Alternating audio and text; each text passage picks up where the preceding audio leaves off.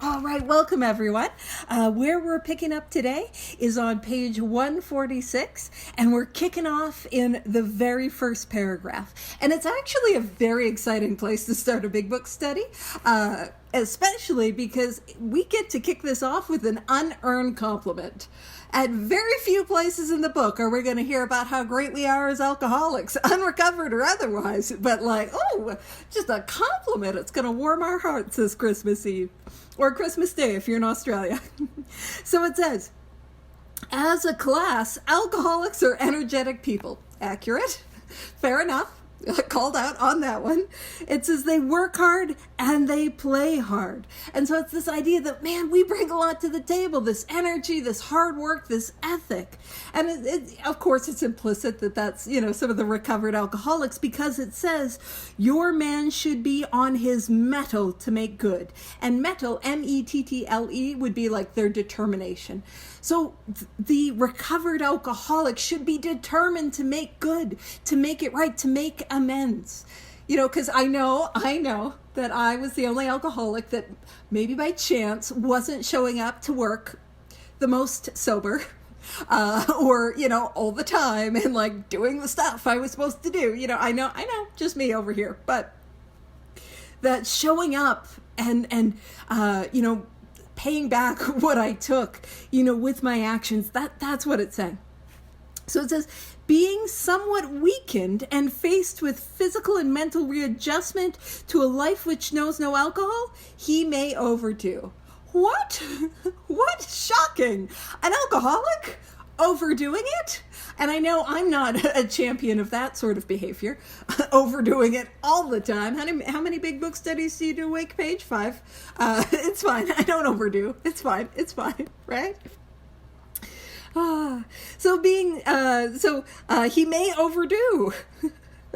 You may have to curb his desire to work 16 hours a day. And that's a beautiful tie into what we were seeing in the chapter, The Family Afterwards. Now, the chapter, The Family Afterwards, is describing some of the difficulties a family will experience after an alcoholic has recovered.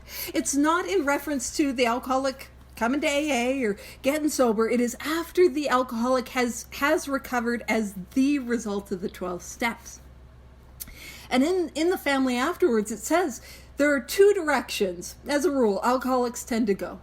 The first one is to dive headlong into work, to pick up a little bit of casual workaholism, been there, done that, and dive headlong. And why I'm referencing it is because the context of the alcoholic being recovered, even then, it's saying that is a dangerous direction to go.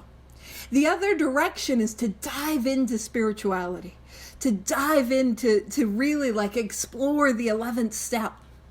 And it's that's the better way to go. But we overwork and we want to rebuild the career that we spent years and years tearing down. So we are the sort of people that would work 16 hours a day.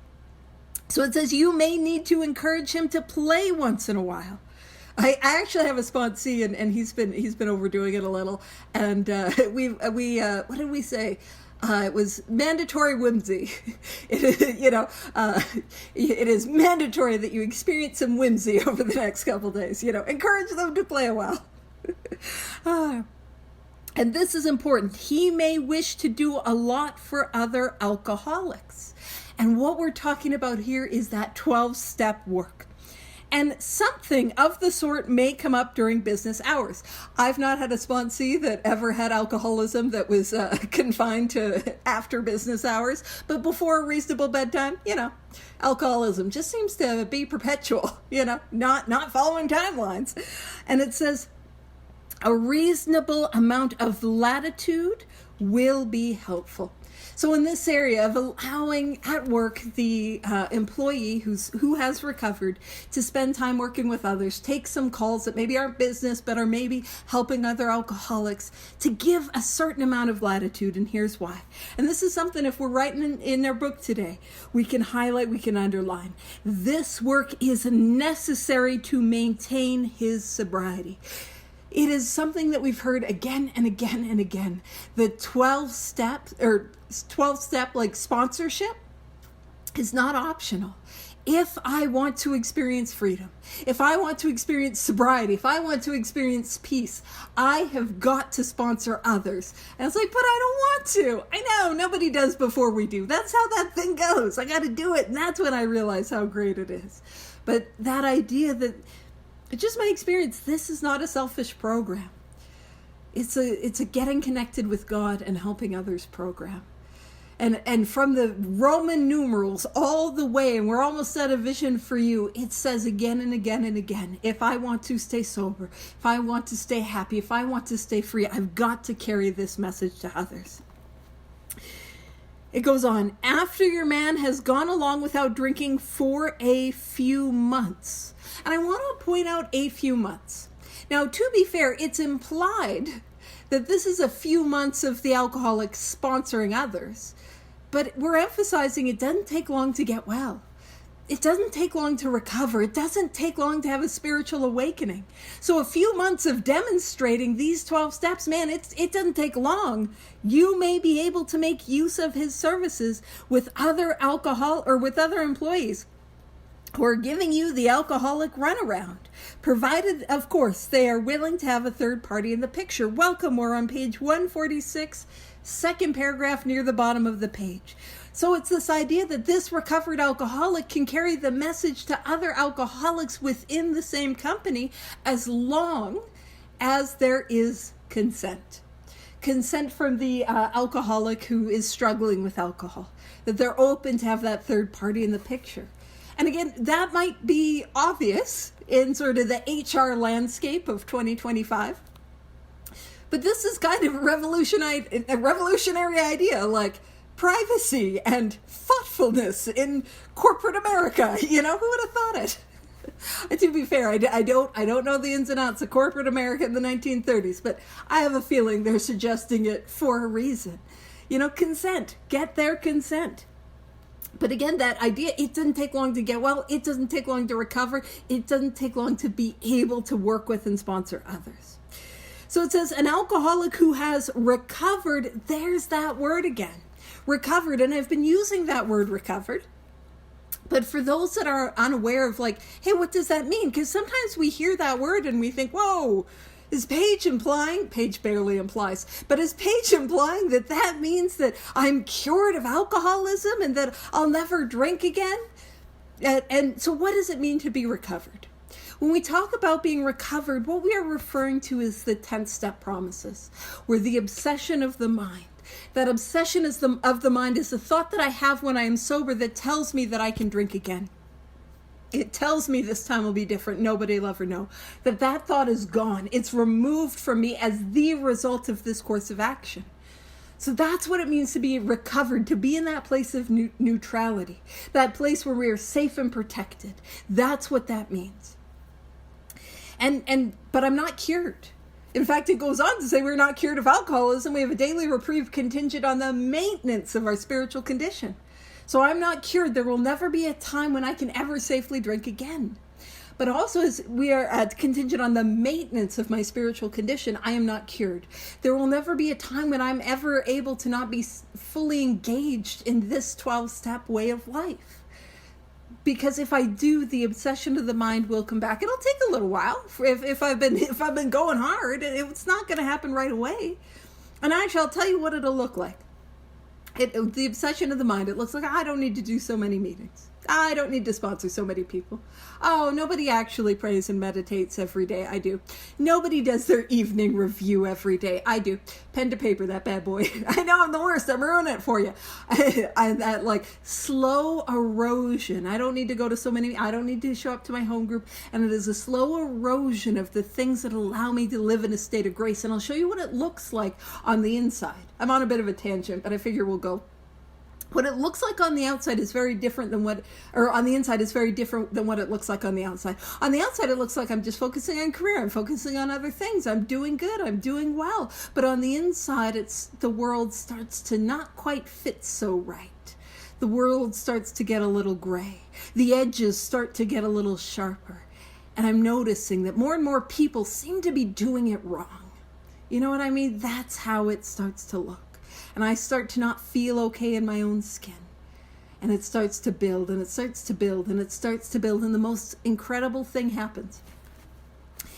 What I know beyond a shadow of a doubt is that this work works. It works because I took the actions and it works, and it's amazing. And each and every one of us who has done this knows that it works. But when we're in that withdrawal from the program, that stepping away, what happens is we all experience that thing where we're like, it's not going to work. Even though I did the work and it worked, and when I was doing it, it was phenomenal. And right now I'm not doing it and I'm miserable, but I am utterly convinced that the work could not help with my present situation. That's just how that goes. Until inevitably enough of that, the obsession of the mind can say, take a drink. And I'm like, you know what? That's a good idea. And so when we talk about being recovered, that is our message of hope. That I don't have to fight this thing. I don't have to avoid slippery places. Well, my tangents can get a little slippery. Whoop, slip down a tangent. But I don't have to avoid people and places. Like, I can go anywhere and I can be free. And the only thing that is asked of me is to continue to grow this way of life. That's it. And I promise when we're doing it, it never feels like it's a whole lot of work. It always feels like a slog when I'm not doing that. Always. But when I'm doing it, man, I don't know how I would live without it. So recovered, but an alcoholic who has recovered but holds a relatively unimportant job can talk to a man with a better position. So even if it's somebody that's like at the bottom of the corporate ladder, they can help somebody at the top. And it says being on a radically different basis of life. Now that radically different basis of life is these 12 steps as a way of life. That's what we're talking about. And it says he will never take advantage of the situation. Now, Hank Parkhurst, heavily edited by Bill. Hank doesn't know me. He doesn't know me. He's never going to meet me. And yet, that is the belief that he has in the power of the 12 steps of Alcoholics Anonymous. That he's saying that about each and every one of us. That we, even if we have a relatively unimportant position, we could help the CEO of whatever company it was and not try to take advantage of that, not try to be like, hey, you got some dirt in your fourth step. You want to, we're not blackmailing anyone. But that is the power and the belief that he had in these 12 steps as a way of life. Never take advantage of this situation. And it ties in with the very next sentence, which is a promise. Your man may be trusted. You can trust somebody who is recovered. Long experience with alcoholic excuses naturally arouses suspicion. That long experience of people, don't we have an excuse for everything? It is scenarios. I don't know why we don't get into writing plays and scripts, because we could do a whole telenovela series with all the excuses of the things that happened to us. I can't tell you how many grandmothers came down with croup, can't make it, I know that's not how that goes. All the things that we show up with, right? So long experience with alcoholic excuses naturally arouses suspicion. When his wife next calls saying he is sick, you might jump to the conclusion that he is drunk. And here, now before the meeting, Vivian asked me a question about relapse. And whether relapse is a part of recovery or a part of alcoholism.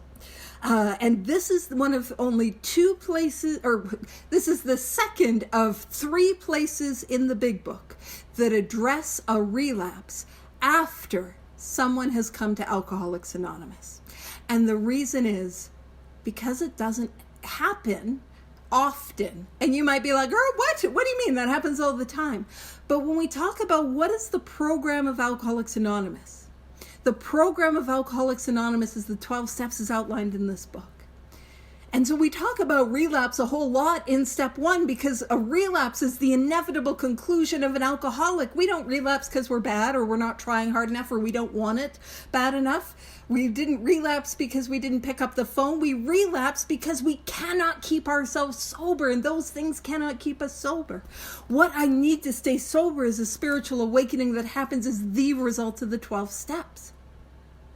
So this is the second direction. So I'm going to read the second direction, talk about it, and then because it was brought up ahead of the meeting, we'll probably pop back to the first place and talk about that a little bit. We'll have some bouncing around. Apologies. It's a holiday. Nope. I was going to say it's a jingle bell bounce, and I'm like, and then I was trying to do a holiday pun. I didn't land that. I didn't land that sleigh. Yeah, I didn't. No, okay, focus. All right.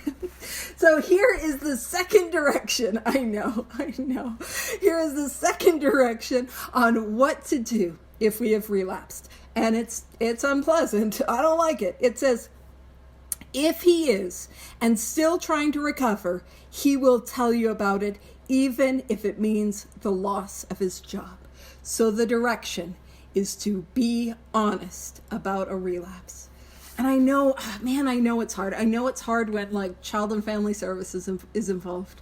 And I'm talking about my experience working with sponsees, or they're living in a sober living house. And it's like, if I get honest, I'm going to get kicked out. And I understand that fear, but I'll tell you my experience as somebody who's worked with a lot of people who are like, no, I'm going to keep it a secret until. They don't stay sober. They don't. And that's just my experience. Oh, I apologize. We're on page 146, but we are about to bounce. We're still on 146, bottom paragraph. It goes on to say, and then we're going to bounce. So very bottom paragraph 146. For he knows he must be honest if he would live at all. We've got to get honest about a relapse. So that is the second direction. Now what we're going to do is we're going to take a bounce, and we're going to bounce back to page 120. And the chapter is Two Wives. And in Two Wives, it talks about, this is the first directions on what to do about relapse. And so what we're going to do is we're going to go to the first full paragraph, and we're going to see what the directions are. Page 120, first full paragraph. Perhaps your husband will make a fair start on the new basis. So a start on the new basis of life, a start on the 12 steps. But just as things are going beautifully, he dismays you by coming home drunk. So a relapse. If you are satisfied, he really wants to get over drinking, you need not be alarmed. Which, by the way, if you have a loved one that's an alcoholic and you're so worried about them, you picked up the book Alcoholics Anonymous and you're reading the chapter Two Wives, I guarantee you are alarmed. Alarm! The alarm bells are going. But it's saying you need not be alarmed. And we're going to talk about why. Though it is infinitely better that he have no relapse at all, as has been true with many our men, it is by no means a bad thing in some cases, and here's why. And this is the direction. Your husband will see at once that he must redouble his spiritual activities if he expects to survive. So if we are to survive, we need to redouble our spiritual activities. A relapse is never what happened. I want to be little Miss Nancy Drew, and I want to follow the cues and what happened? Was it a northwesterly wind, or was it the butler in the library with the candlestick? I know that's Clue. I know that's different than Nancy Drew. It was Mr. Peacock or whoever. Who did it? And me, the alcoholic, I did it. But it's not what happened. Again, an alcoholic's relapse is inevitable. It is inevitable for an alcoholic to take that first drink. And it's imminent. If I am unrecovered, it's not a matter of if, but when. And that's why I talk about moving with momentum, moving within that window of willingness. And so it's not what happened. It's what didn't happen. So we can look at what actions did we not take to take us into that state of grace. And a lot of times I hear, people will share, I tried the steps, they didn't work. Or I did the steps and I drank again. And I really understand what it feels like. Because man, when we put effort into something and it feels like it doesn't work, that's hard. But every single time I've been let's explore that a little deeper. So, but when you picked up a drink, how many sponsees did you have in the work? And usually they've never sponsored anyone. Tell me about your daily prayer, daily meditation. daily evening review life. Tell me about what that was looking like. How were you doing inventory? And then tell me about how rigorous you were in your welcome. We're on page 120 and page 146. We're on 120 now, but we'll be back on 146. Tell me about what your 10th step is like.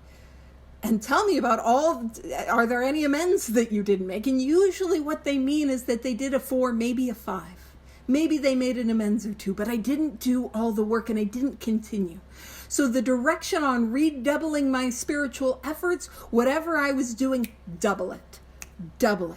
And we're going to see that suggestion, spoilers, is the same one that we're going to see in a vision for you when it tells us what Dr. Bob did after his relapse. So let's skip down to the very bottom of page 120. So it's the paragraph where it says, we never try to arrange a man's life as to shield him from temptation, the slightest disposition on your part to guide his appointments or his affairs so he will not be tempted will be noticed. We know when people are trying to hide us away or hide alcohol away from us and that sort of stuff. We know. It says, make him feel absolutely free to come and go as he likes. This is important. If he gets drunk, don't blame yourself. Here it is. God has either removed your husband's liquor problem or he has not. If not, it had better be found out right away. Then you and your husband can get right down to fundamentals. What are the fundamentals? The 12 steps as a way of life. That's what the fundamentals are. You see, if I'm not sponsoring others, if I've got amends to make, it's like I don't have a foundation. I am groundless. And it is not a matter of if, but when I drink again. So the fundamentals is going after these 12 steps. Those are the fundamentals. And I love this. If a repetition is to be prevented, place the problem along with everything else in God's hands. Because that's where I need to be, God's hands. And on page 100, it says, the things which came to us when we put ourselves in God's hands were better than anything we could have planned. That's where I need to go. How do I get there? These 12 steps is a way of life. I've got to go after it, and I've got to go after it quickly. So redouble our spiritual efforts. And then let's pop back to page 146. And actually, you know what? I'm debating as to whether we won't bounce over there, but I'll tell you the story of Dr. Bob. The story of Dr. Bob is going to be the third suggestion on what to do after a relapse, after you've come in contact with Alcoholics Anonymous. And so what happened was Bill Wilson, he carries the message to Dr. Bob, a series of miracles that brought him to Dr. Bob. And Dr. Bob says, oh my gosh, that's me. I drank the way that you drank. I felt the way that you felt. I get that. I see that I'm hopeless. You know, he's open. And Bill's like, here's the course of action I took. And Dr. Bob's like, heck yeah, my guy. Verbatim. We have no history husbands here tonight. I have no one to correct me. I will take liberties. So he's like, my dude. Just kidding. But he's like, I am so willing to do all of that, not step 9, but everything else I'm super, super willing to do. Doesn't that sound familiar? You know, I often think, we all think that we're the only ones that are afraid of step 9. Spoilers, everybody is afraid of step 9. I don't know anyone that's not. Dr. Bob, afraid of step 9. And so Dr. Bob does all the stuff, just not amends. And he goes to Atlantic City, and he gets rip-roaring drunk. And part of his fear of making amends was a fear of losing reputation. If I tell people that I'm an alcoholic and I make amends for that, I'm just going to lose all my business. Now, if you're wondering, he's a drunk proctologist. I think he was already putting his business in danger. But he goes on a rip-roaring bender. Atlantic City, makes his way back to Akron, doesn't make it home. He finds his way to his office receptionist's house, which is, again, I am not an HR person, but I believe the terminology for that is not cool. This is your boss showing up and, no, I'm drunk, ooh. And it's like, he was on a good bender, so he was hammered. And, but he's got a safe face, right? But showing up drunk at his employee's house, not good. Well, what happens is Ann, Dr. Bob's wife, Bill Wilson, they pick him up and they take him home. And he's got to have surgery the next morning. And which, again, I don't think the problem was the amends. I think the problem is a drunk proctologist. We don't know how it went with the patient. I'm just kidding. If it went badly, I'm sure the history husbands would have found a lawsuit or something. I think it went okay, but Dr. Bob, he had to be given a couple goofballs and a bottle of beer. Like goofballs would have been benzos, like to settle his nerves because he was shaking so bad and had to do surgery. And then he didn't come home for the rest of the day. And what he had been doing that day was making all the amends that he did not make, that he did not want to make. So the lesson is, a relapse is never what happened. A relapse is what I was not willing to do. And freedom and sobriety is always on the other side of those actions that I don't want to take. But also, it doesn't take long to make amends. It doesn't take long. I want to drag it out and I want to wait. But I mean, he went after it and got it done. And that's always what I recommend. So let's go back, bottom of page 146. We're at the last two sentences. So those are the three directions on what to do after a relapse, after being involved or connected with Alcoholics Anonymous. So the bottom two lines on page 146. He will appreciate knowing you're not bothering your head about him, that you are not suspicious, nor are you trying to run his life so he will be shielded from temptation to drink. Now, what did we just read on page 120? The slightest sign that you're trying to shield him will be noticed. It does not work. It does not help. Make him feel free to come and go as he pleases. And it says, it goes on to say, if he is conscientiously following the program of recovery. So if I am conscientiously following these 12 steps, he can go anywhere your business may call him. And that's what we saw on page 101. This idea that we can go anywhere, that we are free to go anywhere on this earth, provided we are connected with this power, provided that we are working with others, that I am recovered. That is the freedom that is on offer. And isn't that nice? You know what I mean? Like, when we talk about one day at a time, we sort of think it's like, I'm just gonna not drink one day at a time. Just don't take that drink one day at a time for the rest of my life. It'll be good. That's what we think it is. No, that's not what it is. It's exactly how Vivian said it and meant it when we kicked off this thing today. That it is one day at a time we get to practice this program. One day at a time we get to pray, we get to meditate, we get to take our own inventory, set right our wrongs, show up in the spirit of love and service and try to help someone, alcoholic or otherwise. One day at a time we get to live this way of life, to experience a level of life better than the best we had ever known. That's what we get to do one day at a time. I don't got to avoid the bottles, avoid the drinking parties or the whatever. I can go anywhere if I want. A lot of times, though, I don't want. It's a little too loud, and I'm easily overstimulated. Some of you are like, we can tell that your ability to focus, it ain't it. All right. So it goes on to say, yeah, we can go anywhere. Greenland ice cap. Which, by the way, the temperature where it is where I am, it's very similar to the Greenland ice cap. I should have Googled it. I didn't think to do that. But I guarantee we have similar temperatures. But, Santa's bundled up for any of those that are in this hemisphere. You're like, Santa's going to be cold. He'll be fine. I tried to tie in Christmas Eve. I don't know what I'm doing. Yeah. Alrighty. So, in case he does stumble even once, you will have to decide whether to let him go. If you are sure he doesn't mean business, there is no doubt you should discharge him. And this is information we've seen up until this point. If the person is unwilling to get sober, unwilling to work these 12 steps, unwilling to go through with this, let them go the moment they have their next bender. That's what the direction was for the employers. But of course we can extrapolate if somebody doesn't want to do the steps, that's great, but I'm not able to help because that's all I've got. It goes on to say, if on the contrary you are sure he is doing his utmost, you may wish to give him another chance. But you should feel under no obligation to keep him on, for your obligation has been well discharged already. And keep in mind, the chapter is for people trying to sell people in business on why alcoholics should be saved, on why alcoholics should be given this chance. And we did a lot of like build up earlier in the chapter on why we should save us. I mean, well, we are energetic and hardworking people. You know, hey, that promise of like maybe overdoing it 16 hours a day, you know, like, hey, save us.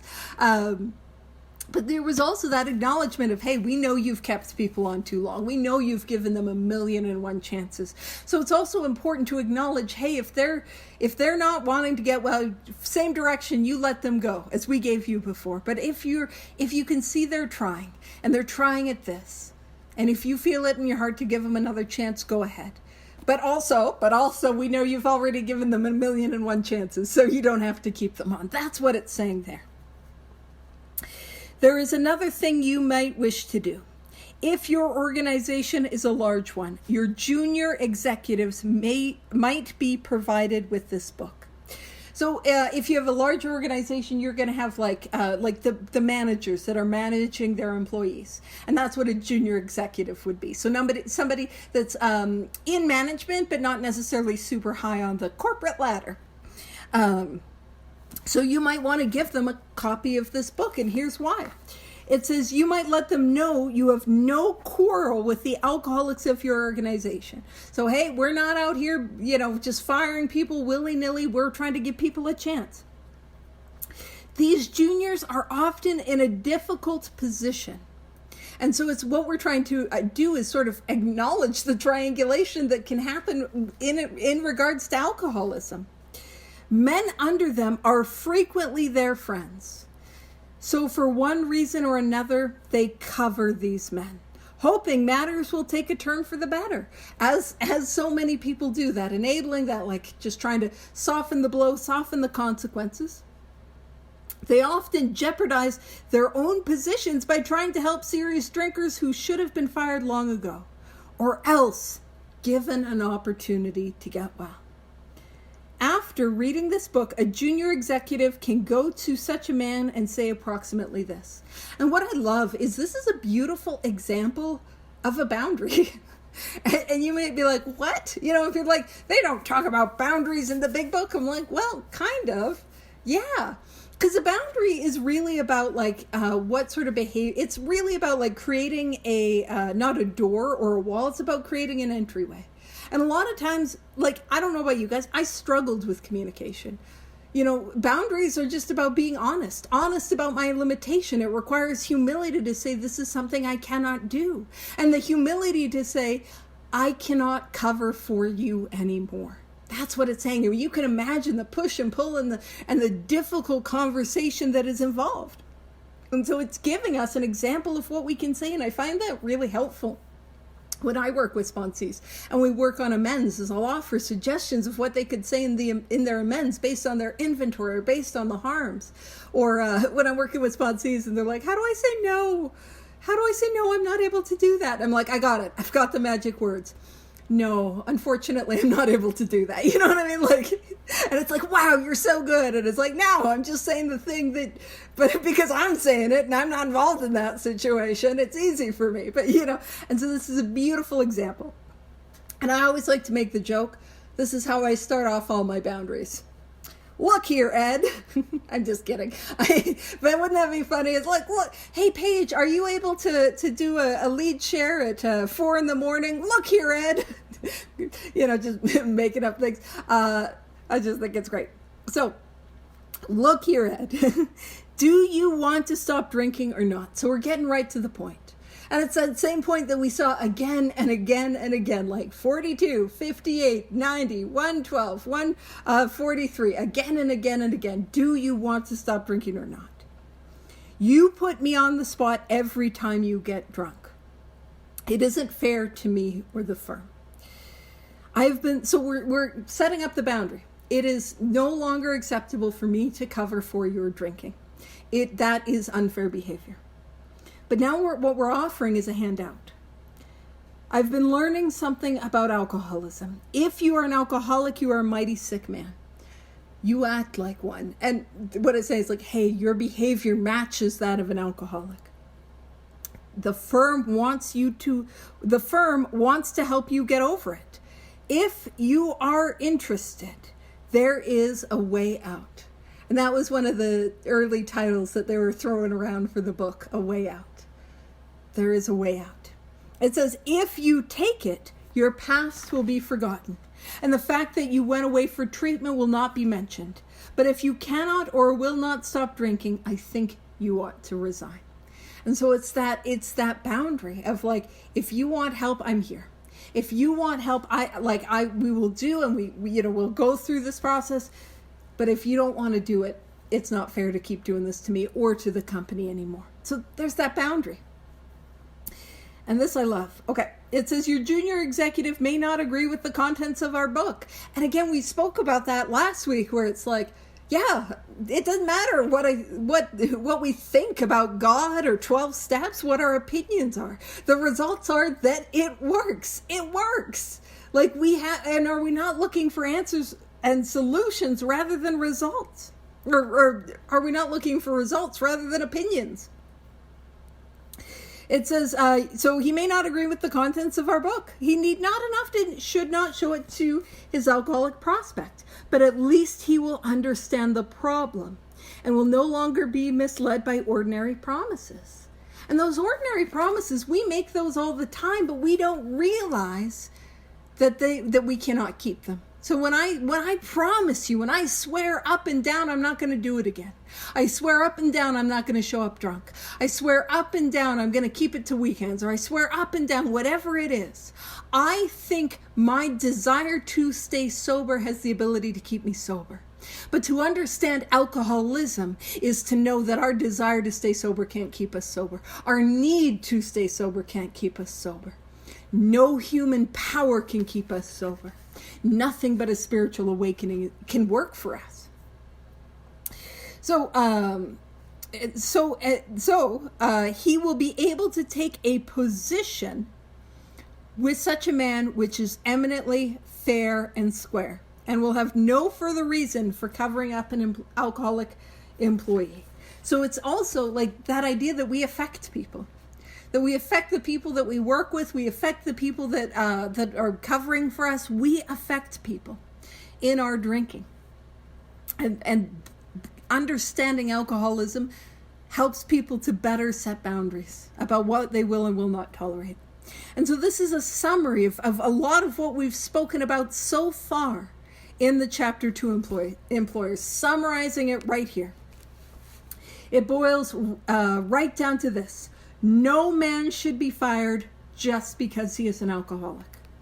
If he wants to stop, he should be afforded a real chance.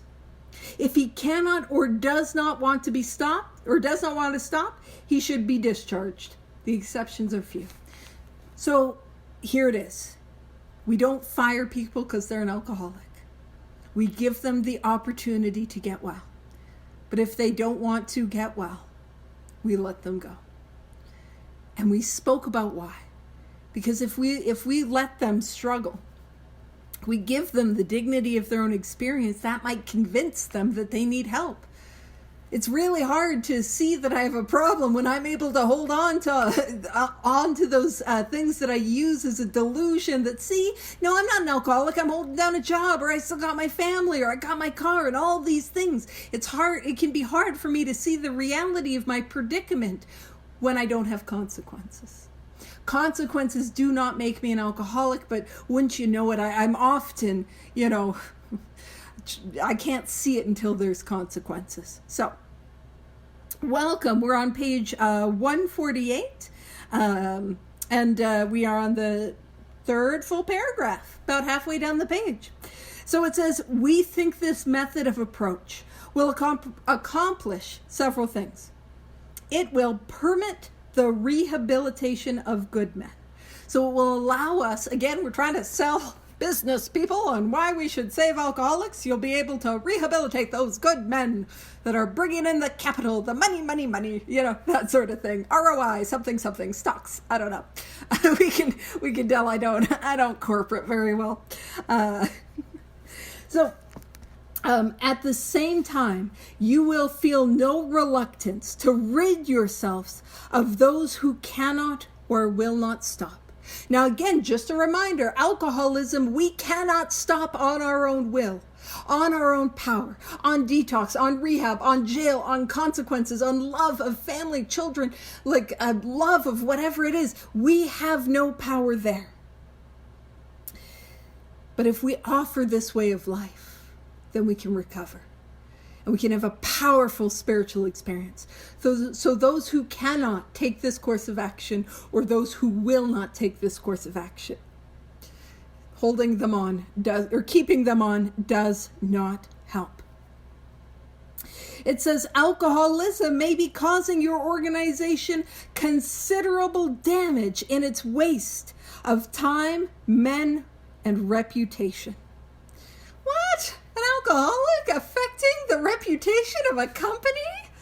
I absolutely would. I'm behind the dumpster. You probably don't want me like at your board meeting, you know? Oh. So it says, we hope our suggestions will help you plug up this sometimes serious leak. We think we are sensible when we urge you to stop this waste and give your worthwhile man a chance. And it's so interesting because what we see is that that juxtaposition between the humanity and the sort of cold, calculated, bottom dollar, bottom line sort of aspect being presented in the same paragraph, where it's like, hey, you don't want to lose money, you don't want to lose men, you don't want to lose reputation, you want to plug that leak, get a good ROI, you want that. But also these people, these human beings who are worthwhile. Let's give them a chance, an opportunity. And one of the things that I know that happens as the result of the 12 steps is awakening to this inherent value and worth that I have. But I didn't see it in me. I saw it in you. I saw your inherent value and worth. And it was always there. And that's what's wild. It was always there, drunk or sober. I just couldn't access it. And it's what happens is we take this course of action, we work these 12 steps as a way of life, like our life depends on it, because it does. And we awaken to who we truly are. We awaken to the inherent goodness and the value and the worth that was there the whole time. And man, that is incredible.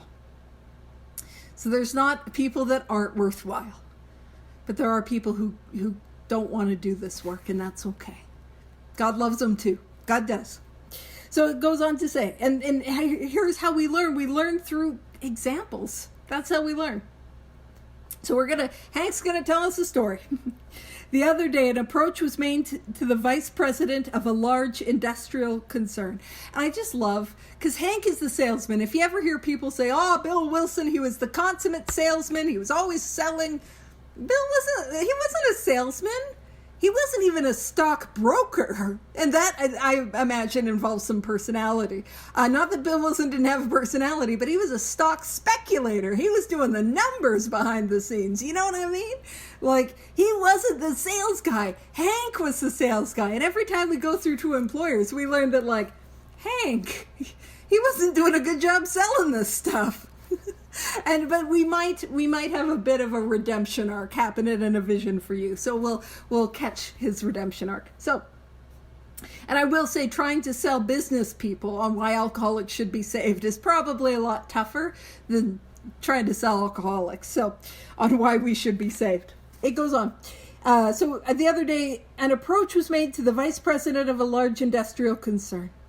He remarked, I'm mighty glad you fellows got over your drinking, but the policy of this company is not to interfere with the habits of our employees. If a man drinks so much that his job suffers, we fire him. I don't see how you can be of any help to us, for as you see, we don't have an alcoholic problem. Oh, bless your heart, you sweet summer child. It says, and he goes on, this same company spends millions for research every year. Their cost of production is figured to a fine decimal point. They have recreational facilities. There's company insurance. There is a real interest, both humanitarian and business, in the well-being of employees. But alcoholism, well, they just don't believe they have it. And so he's trying to point out the hypocrisy. This idea that it's like we're spending all this money, cost of production to the decimal point, and doing things that are even humanitarian, but that believe that, no, we don't have alcoholism. Because if a guy drinks and it impacts his job, he's fired, we let him go. And so we're going to combat that argument. It says, perhaps this is a typical attitude. We, who have collectively seen a great deal of business life, not me, but I guess Hank, definitely Hank, at least from the alcoholic angle, had to smile at this gentleman's sincere opinion. I think that's where I got the bless your heart. We're smiling at your sincere opinion because, it's like, oh boy. He goes on, you might be shocked if you knew how much alcoholism is costing his organization a year. That company may harbor many actual or potential alcoholics. An interesting thing about the potential alcoholic is Hank Parkhurst. He wrote this chapter to employers, and then it had to be edited by Bill because it was a little all over the place. But he wrote a chapter that was called that was a Q&A chapter, which was like wild marketing. It doesn't seem like it was wild marketing in 2025 because like every website has a frequently asked questions. Like that's just a common thing, but it was cutting edge ideas in marketing. And he had a Q&A chapter, and you can go find it. William Schauberg, who does Writing the Big Book, has it in his book. And the questions and answers are all over the place. I mean, like, I really think Hank and I are kindred spirits with our attention spans. Just boop-a-doop-a-doop-a-doop. But Hank, what he wanted to do is he wanted to write a chapter for the potential alcoholic. And it never got written. But that would be so interesting. I joke about that because a potential alcoholic, that's the only time I thought I had potential, Oh, that's where I thought it. Anyway, I'm like, that's me. So, the company may harbor many actual or potential alcoholics. We believe that managers of large enterprises often have little idea how prevalent this problem is. So it's happening, they just don't see it. It says, even if you feel your organization has no alcoholic problem, it may pay to take another look down the line. You may make some interesting discoveries. So if you're reading this and you're like, we don't have alcoholism, it doesn't apply. They're saying, hey, take another look. You might see more alcoholism than what you realize. And it says, of course, this chapter refers to alcoholics, sick people, deranged men. How'd you know? Me. I'm like, I'll take that one. What our friend, the vice president, had in mind was the habitual or whoopee drinker. So somebody that would go on like a partier, like they'd go and they'd have a party. As to them, his policy is undoubtedly sound, but he did not distinguish between such people and the alcoholic, because the alcoholic cannot get sober. It goes on. It is not expected that the alcoholic employee will receive a disproportionate amount of time and attention. He should not be made the favorite. And I hear that, and I'm like, but I want a disproportionate amount of time and attention.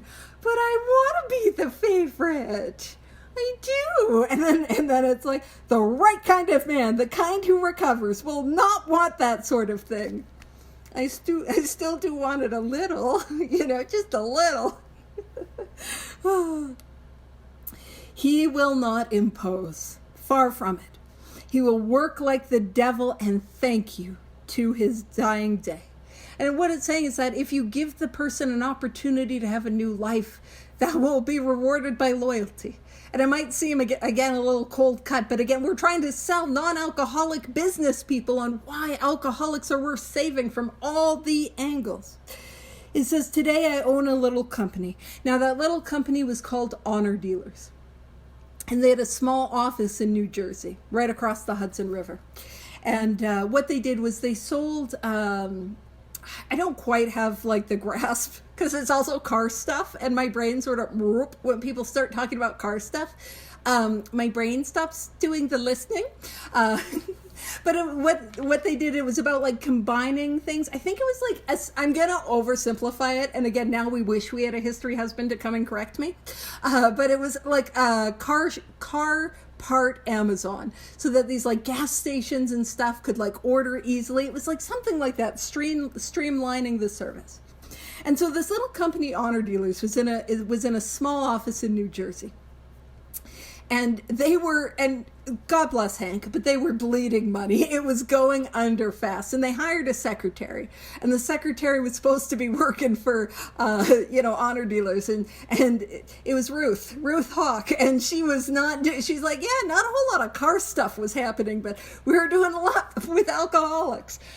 And so this book was written in the offices of Honor Dealers, Bill Wilson dictating to Ruth Hawk.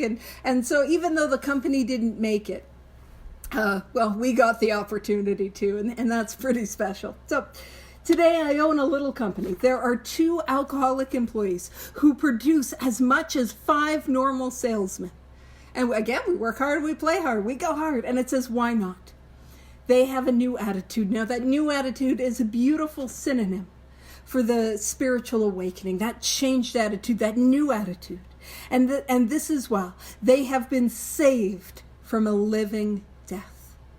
That's what it was, a living death. Drunk or sober, my life was a living death. And what we get instead is a new life. It is a way of life. I got to keep doing it. But we get a new life. And this is what we know to be true.